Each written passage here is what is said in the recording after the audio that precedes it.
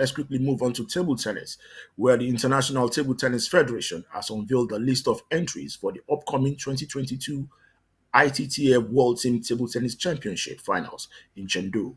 40 men's and women's teams will be vying for one of the sport's most coveted titles.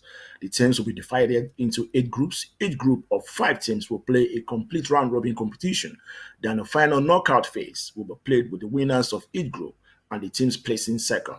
With the 2022 World Team Table Tennis Championship in Busan cancelled, yeah, it has been 4 years since the team event was last held.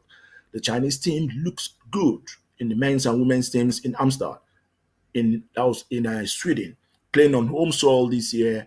Team China will be the favorite. What is your take on that? Do you see them as a favorite?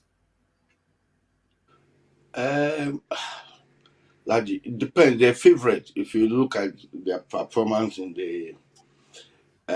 recent times, but um, I would still favor them as favorite. To be honest with you, in this championship. So No, I don't know. for me, anytime anytime there's a table tennis championship, in as much as we have Chinese players coming to participate, I see them as favorites anytime, any day. I know Yeah. there are times we see some players from South Korea, we see some Japanese players, we see some Singaporean players.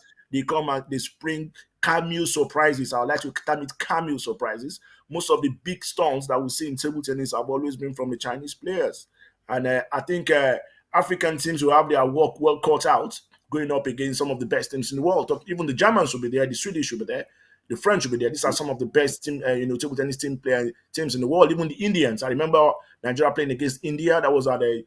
2014 event in Glasgow, Scotland, some years back.